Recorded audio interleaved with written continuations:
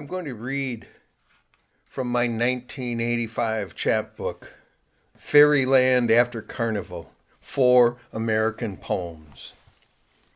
This was published Minnesota Poetry for the People Press.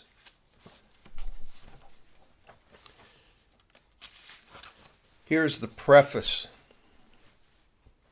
My home is dying. Where my grandmother was born, the water of the marsh has been replaced and smothered by the trash of our white race's progress. It became a dump site.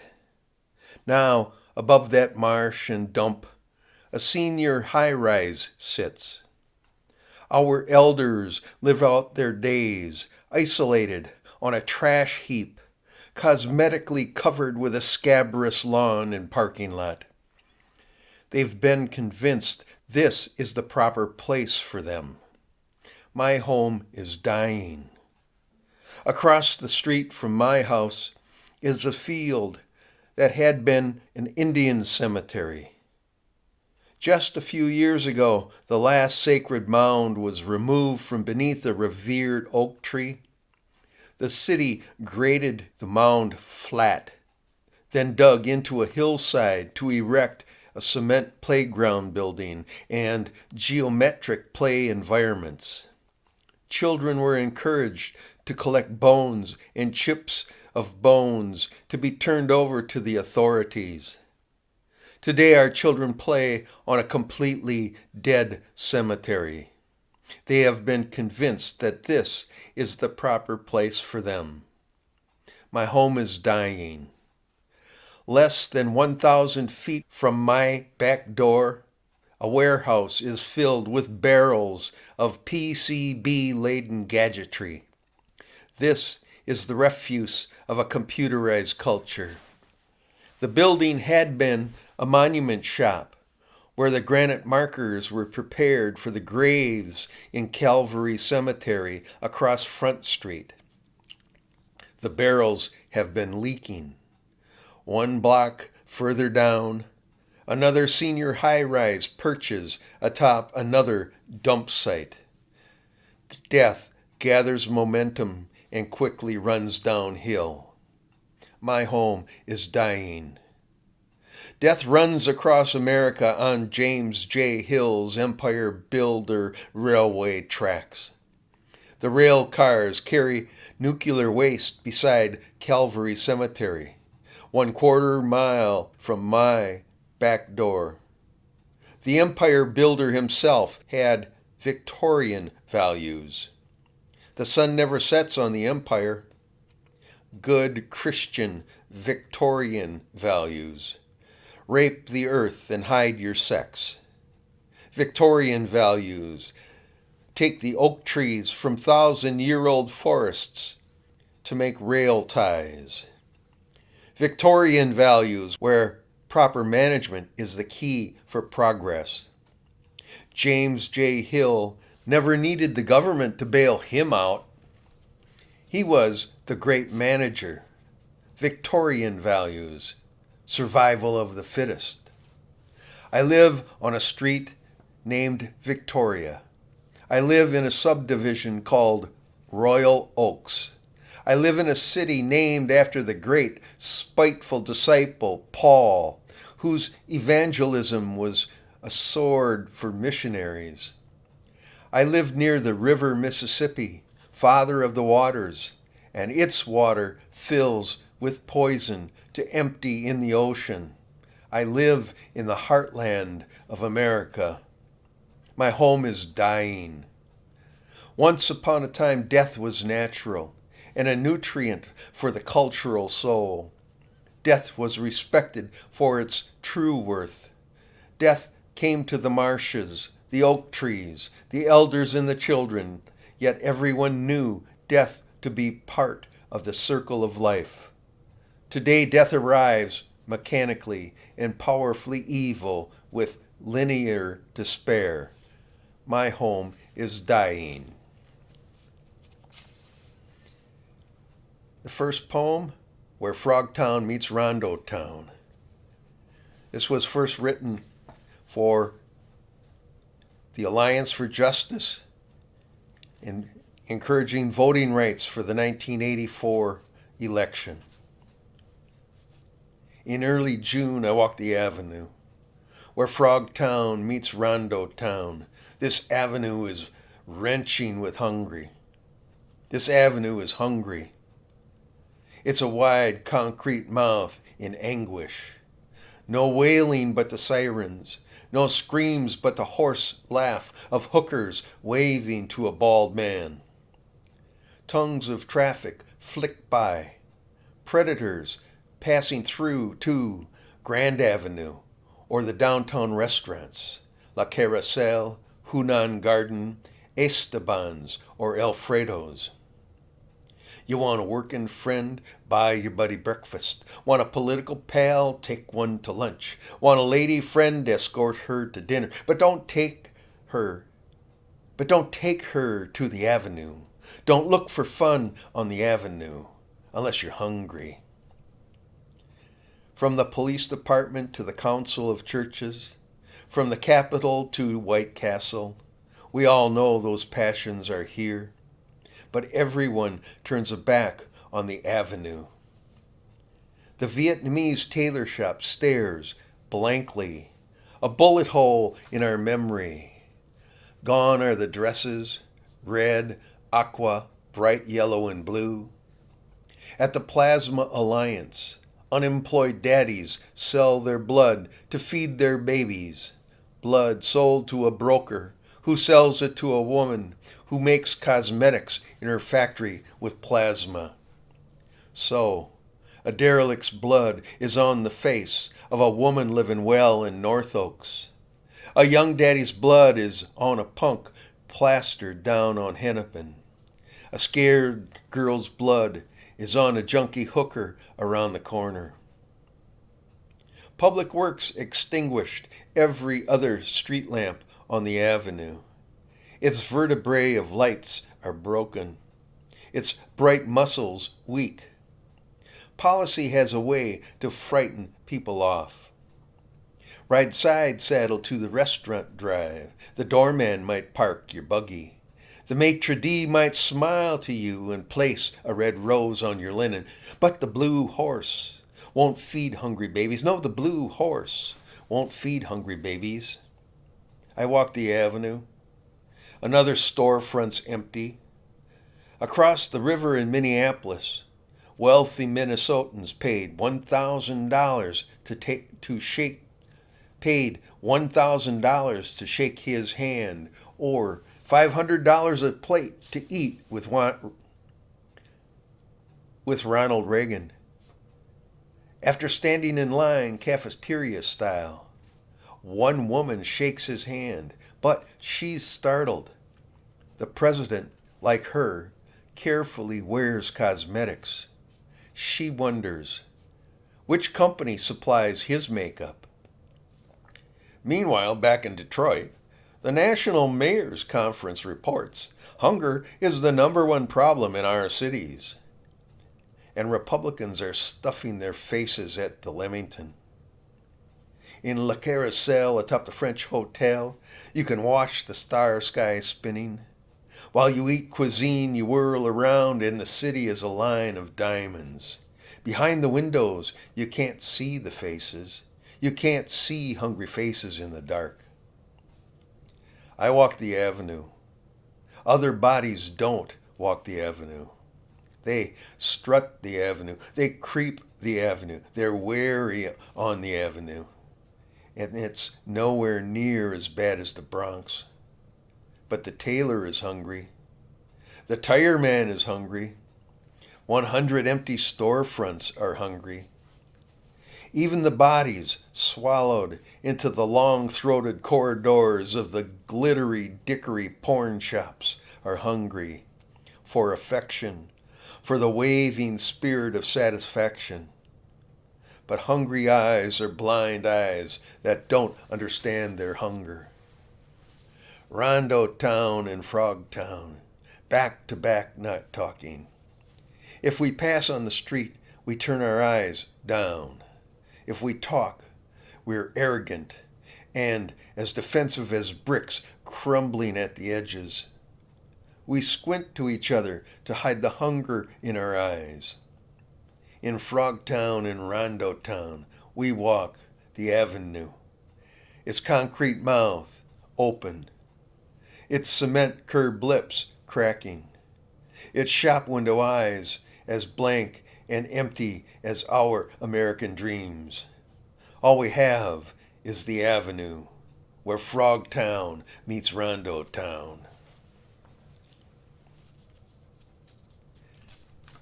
The next poem, The Further Adventures of Sam the Wonder Dog, episode 1984. The Further Adventures of Sam the Wonder Dog, episode 1984. What's a bridge to a trotting dog but another place to pee? After Lawrence Ferlinghetti. He's a free dog. After Lawrence Ferlinghetti. He's a free dog. He's a free dog and he's drifting. He's been there and gone to leave his smell for other dogs. And when he comes to a bridge, it's just another place to pee. He really doesn't care who they work for while they quietly gamble like thieves or squat beside pots at the side of the road. Others will feed him a piece of banana, and some might pet him if he's not quite shy. He can feel air pressure changes and how gravity tickles in a funny little way. He can feel the rain like a new coat. He knows when he's shadowless. He knows the height of the sun and the heat. He knows one day after another. The free dog trots the isthmus and the continent. He knows that human blood smells different than a deer's blood. He knows that, but nothing of D'Aubussan's death squads. He remembers the clicking of carbine bolts, the radiation of thunder in his ear. It was somewhere north where it snowed. He's been on the road so long.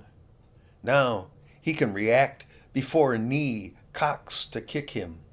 He's just trotting through and looking. The voices he hears are quite a patter that soak into the gutter.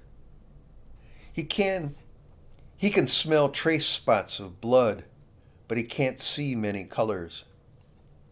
A building's burning with fear. Rocks are thrown harder. He has to tuck tail and run. Guatemala, Nicaragua, Honduras, El Salvador. What does he know of the difference as he trots northwest in an emotionless gait? Rat-like dogs drink from a concrete river where Texcoco died. He knows there's a different humanity far beyond the deserts, one hell of a crowded city. What does he know of Chase Manhattan bankers, Pemex, accounting, or the New York connection? What does he know of Mexico City, gold, jewels, or Acapulco, a day trip away by car?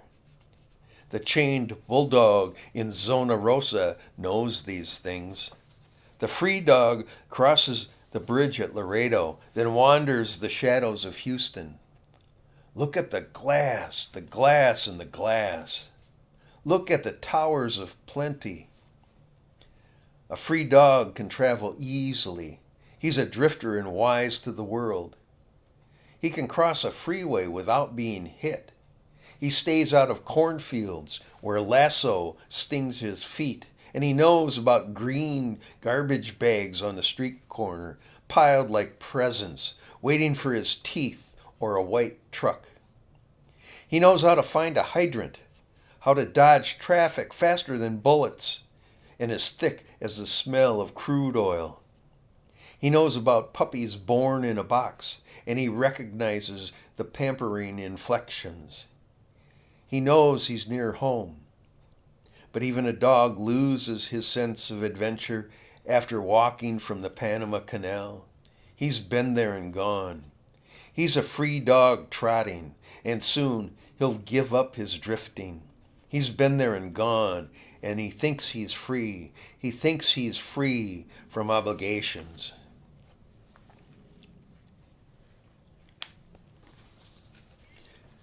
Rice Park after Winter Carnival. Rice Park is a crippled fairyland. At night, a week after Winter Carnival. Snow covers the fountain. Trees are strung with a webbing of white lights. Across 4th Street, the public library gapes with slate black eyes and haughty white marble.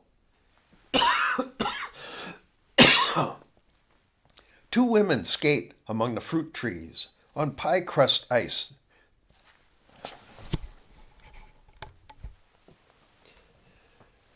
Rice Park at Winter Carnival.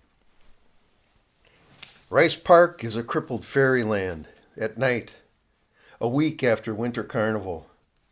Snow covers the fountain. Trees are strung with a webbing of white lights. Across 4th Street, the public library gapes with slate black eyes and haughty white marble. Two women skate among the fruit trees on pie crust ice that embalms the lawn, where Dakota winos will pitch bottle caps in August. The pioneer-made statue, permanent, dark, with a bronzed grace in the fountain, mocks the carnival's ice sculptures. She bends heavy and stolid, a young maple among ice carvings. Some carvings have tipped. They lie blue like Mayan stoneheads. They lie blue like Mayan stoneheads, trampled in white ruin. Some are upright and crystalline, like Easter Island monoliths. Beautiful tiny lights in the trees, bulbs. My God, each one is the size of a squirrel dick. My God, Rice Park is lit with thousands of glowing squirrel dicks. Rice Park is heathen. It's not just a fairyland. It's not the picture postcard. It's taken on dimension. Maybe dimension began last night when I was making whoopee with the fat girl, the jolly Aphrodite in stripper's fringe, a bra she bought at a ladies' lingerie show in Roseville. Maybe it's the light passing through the crease of the ice ass of the sculpted nude, or the angelfish that's lost half a head, or the radiator carved cold and crowded into the snowy fountain. My God, squirrel dicks. Imagine all the little critters with their tails tucked on branches who sacrifice sex just to light this park. And its 12-foot snowman with a beer belly. And oh no, I don't believe it. A squirrel sculpture without an ice dick.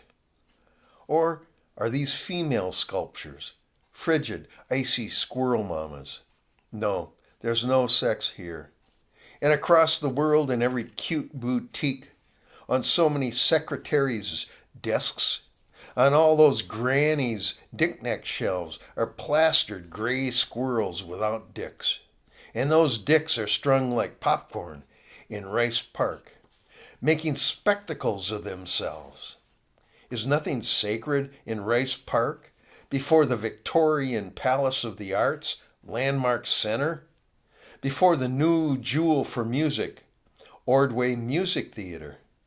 Here in July, I read Lord Tennyson, Elizabeth Barrett Browning, and a few castratos. And 6 years ago, Pugo and I gambled at the St. Paul Hotel.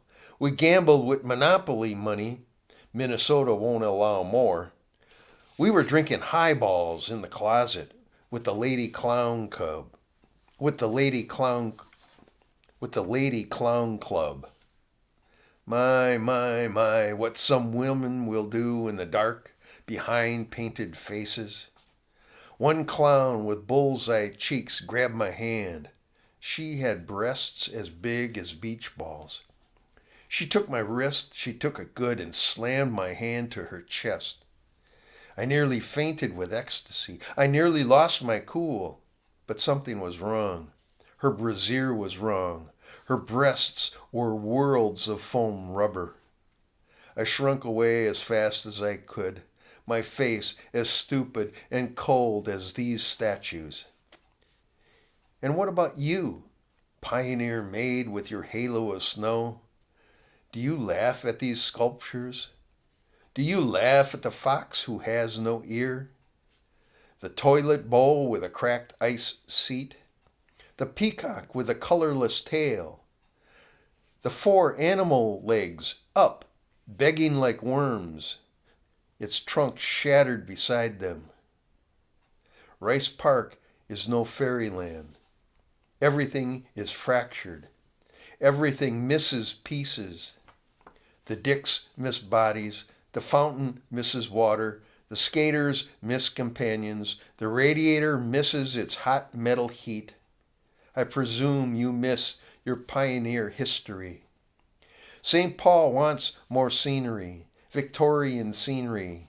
It's a town nostalgic for its golden age of robber barons stealing Dakota lands, railroad moguls stripping the prairies, lumber farmers raiding Anishinaabe forests, power companies manipulating government. I just want to acknowledge my sex, not fractured and cold and crippled like ice. You and I, Bronze Age woman, are we late or are we early?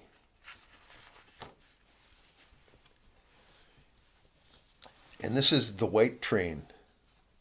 As Northern States Power transports nuclear waste on the Empire Builders Railway beside the Frogtown Cemetery. The white train's coming. The white train's coming. The white train's coming. Stop that train. Before 1900, Frogtown's marshes. Before 1900, Frogtown's marshes became the city dump. A senior high-rise is now the landmark. Those marshes were the tears of a healthy mother. Now the earth can't cry. No one's in the bulrushes. Another neighbor has cancer.